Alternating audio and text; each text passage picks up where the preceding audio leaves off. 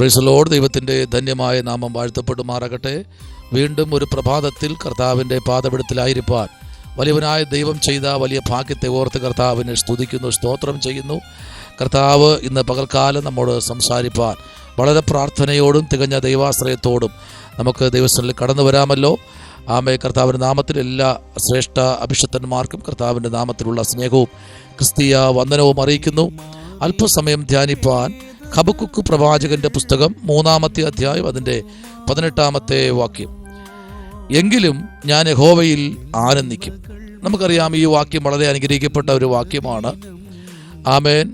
ഹബക്കുക്ക് പ്രവാചകൻ തൻ്റെ ജീവിതത്തിനകത്ത് വന്ന നഷ്ടങ്ങളും കഷ്ടങ്ങളും ഒക്കെ ഓർത്ത് ആമേൻ വളരെ ഭാരപ്പെട്ട് ഇരിക്കുമ്പോഴും ആമേൻ ജനം, ദേശം, കുടുംബം, വ്യക്തിബന്ധങ്ങൾ എല്ലാം തന്നെ കുറ്റപ്പെടുത്തിയപ്പോഴും അദ്ദേഹം പറയുന്ന ഒരു കാര്യം ഇതാണ്: എങ്കിലും ഞാൻ യഹോവയിൽ ആനന്ദിക്കും. അടുത്ത് പറയുന്ന വാക്ക് എൻ്റെ രക്ഷയുടെ ദൈവത്തിൽ ഘോഷിച്ച് ഉല്ലസിക്കും എന്ന് പറഞ്ഞാൽ, ആമേൻ, ഒരിക്കലും കഷ്ടത വരുമ്പോൾ അല്ലെങ്കിൽ എല്ലാ തകർച്ചയിൽ കൂടെ കടന്നു പോയിക്കൊണ്ടിരിക്കുമ്പോൾ ആർക്കും ദൈവത്തെ സ്തുതിക്കാനോ സ്തോത്രം ചെയ്യുവാനോ ഒന്നും കഴിയത്തില്ല.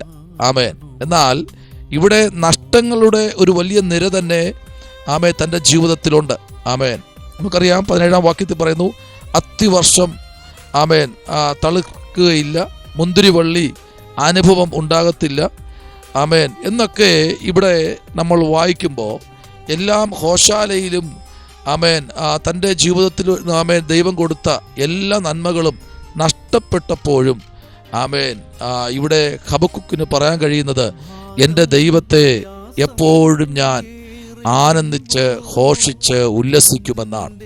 ഇന്ന് പകലിൽ നഷ്ടങ്ങൾ നിരത്തിവെച്ച് ദൈവസന്നിധിയിൽ ആമേൻ നിൽക്കുന്ന ദൈവകുഞ്ഞെ, നിന്റെ ജീവിതത്തിനകത്ത് ദൈവം തരുന്ന ചില ആമേൻ ടേണിംഗ് പോയിന്റുകൾ, ആമേൻ, അത് നിന്റെ ജീവിതത്തിനകത്ത് ഏറ്റവും അനുഗ്രഹമായി തീരും. കാരണം ചില സമയത്തൊക്കെ ദൈവം നമ്മോട് സംസാരിക്കുന്നത് വളരെ അനുഗ്രഹിക്കപ്പെട്ട നിലയിലാണ്. ചില സമയങ്ങളിൽ ദൈവം ആമേൻ തൻ്റെ ജനത്തോട് സംസാരിക്കുന്ന വാക്കുകളൊക്കെ വളരെ അനുഗ്രഹമാണ്. അതാണ് ഇവിടെ ആമേൻ സങ്കീർത്തനങ്ങളുടെ പുസ്തകം 9-ാമത്തെ സങ്കീർത്തനം അതിൻ്റെ 14-ാമത്തെ വാക്യത്തിൽ ഇങ്ങനെ വായിക്കുന്നു: ഞാൻ സിയോൻ പുത്രിയുടെ പടിവാതിലിൽ നിന്റെ സ്തുതിയെ ഒക്കെയും പ്രസ്താവിച്ച് നിന്റെ രക്ഷയിൽ സന്തോഷിക്കേണ്ടതിന് തന്നെ.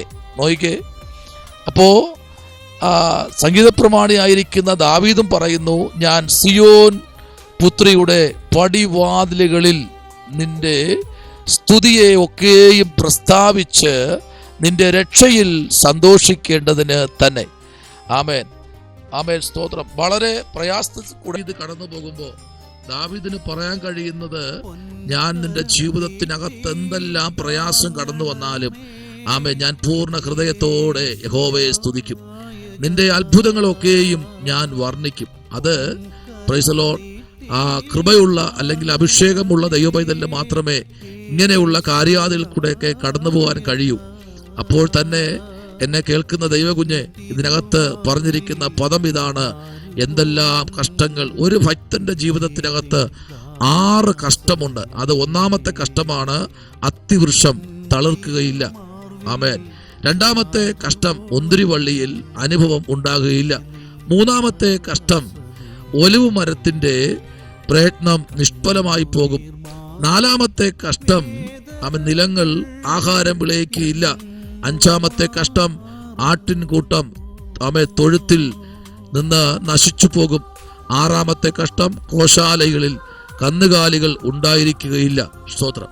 ഈ 6 കഷ്ടത്തിൽ കൂടെ ഈ മനുഷ്യൻ കടന്നു പോകുമ്പോൾ ആമേൻ നല്ല കൃഷിക്കാരനാണ്, നല്ല പാട്ടുകാരനാണ്, നല്ല പ്രവാചകനാണ്.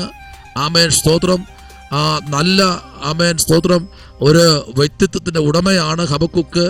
എന്നാൽ തൻ്റെ ജീവിതത്തിൽ വന്ന ഈ 6 കഷ്ടതകളിലും താൻ ദൈവത്തിന്റെ സന്നിധിയിൽ പറയുക, എങ്കിലും ഇതെല്ലാം വന്നെങ്കിലും ആമേൻ ഞാൻ യഹോവയിൽ ആനന്ദിക്കും. നോയിക്കേ, ഇന്ന് ഒരു ചെറിയൊരു ബുദ്ധിമുട്ട് വരുമ്പോൾ ആമേൻ മദ്യത്തിലും മയക്കുമരുന്നിലും വെറുക്കൂത്തുകളിലും പല നിലയിലും മനുഷ്യൻ മാറുമ്പോൾ ആമേൻ. ഒരു കഷ്ടത വരുമ്പോൾ, ഒരു കുടുംബത്തിനകത്തൊരു പ്രശ്നമുണ്ടാകുമ്പോൾ മദ്യത്തിൽ മതിമറന്ന് ജീവിക്കുന്ന നൂറുകണക്കിന് പേരെ കാണാൻ കഴിയുന്നു.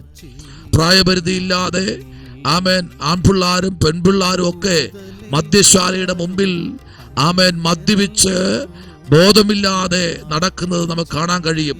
എന്താ അവരെ കാര്യങ്ങൾ അറിയുമ്പോൾ, ചോദിച്ചറിയുമ്പോൾ അവർ റീസൺ ഇതാണ്: എന്നെ ആരും സ്നേഹിക്കുന്നില്ല, എന്നെ ആരും ആദരിക്കുന്നില്ല, എന്നെ ആരും ബഹുമാനിക്കുന്നില്ല, ഞാൻ പറയുന്നത് ആരും മനസ്സിലാക്കുന്നില്ല.